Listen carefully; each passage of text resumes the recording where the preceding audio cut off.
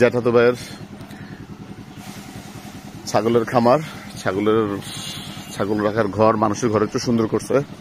আপাতত এই কটা ছাগল দিয়ে শুরু করছে সে। আমিও তার সাথে অংশীদার হতে যাচ্ছি কিছুদিনের মধ্যেই। কারণ এটা দেখানোর কারণ হচ্ছে আমরা আমাদের একটা সিস্টার কনসার্ন চালু করতে যাচ্ছি আমাদের বিজনেসের। আমরা এগ্রিকালচার পণ্য ডেলিভারি দিব আর কি। অ্যাগ্রো ফুড সাপ্লাই, একটা সাপ্লাই চেইন তৈরি করব অনলাইন ভিত্তিক। এটাই হচ্ছে, এখান থেকে আমরা খাসির মাংস সরবরাহ করবো এই ছাগলের খামার থেকেই। এখানে মুরগির শেড করা হয়েছে। মুরগি যদিও দেশি মুরগি, এই যে এরকম ছাড়া মুরগি আমরা দিব।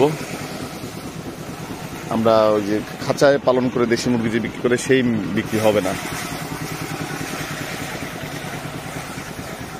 আর শুরু হয়ে যাবে ইনশাল্লাহ ডিসেম্বরের 1 তারিখ থেকে আমরা ডেলিভারি করা শুরু করবো ফুড।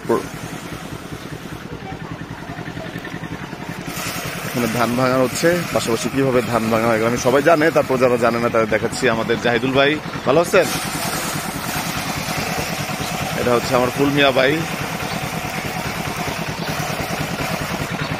আরে আছে মালা, মালা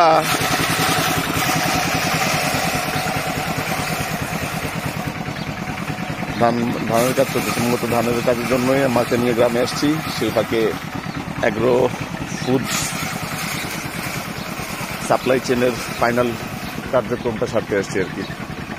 এবার সাপ্লাই দিচ্ছি আমরা গুড়। শুরুটা হচ্ছে গুড় দিয়ে, আখের গুড়, খাঁটি আখের।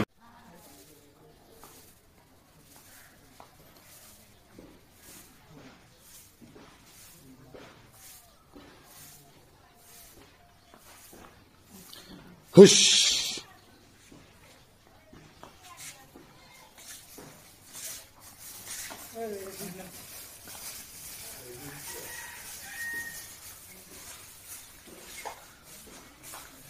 ধান সিদ্ধ করে আনা হচ্ছে। এই বড় বড় পাতিলে ধান সিদ্ধ করা হয়। খই ভাজা চলছে। এটা হচ্ছে খই ভাজা, বালুর মধ্যে ধান দিয়ে খই ভাজা হয়। একটু পরে মুড়ি ভাজা হবে। আর খই ভাবে ভাজার পর নিচে নামানোর পর সেটা আবার এইভাবে চেলে সেটা পরিষ্কার করা হয়। পরিষ্কার করে তারপর এই যে ময়লা সব বের হয়ে আসে খইয়ের সাথে, তারপরে খাওয়ার জন্য। মূলত খইটা বেশি ভাজা হয় হচ্ছে কাঁঠাল, যখন কাঁঠালের সিজনের আগে খইটা বেশি ভাজা হয়।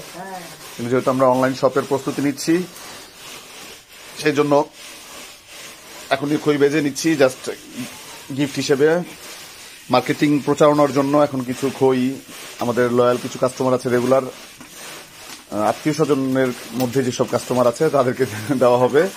সফুরাবু হাসতেছে, আমার দাদির বান্ধবী। আমার দাদির যুগের মানুষ, আমারও দাদি হয়। এই যে এভাবে খইয়ের মতো ভালো দেওয়ার পর খইয়ের ভুট্টার মতো ফুটে উঠে, ধান থেকে ফুটে খই বের হয়ে আসে। খুব সুন্দর একটা ফ্র্যাগ্রেন্স স্মেল বের হয় খই ভাজার সময়। মুড়ি ভাজার সময় একটা আরেক ধরনের স্মেল বের হয়।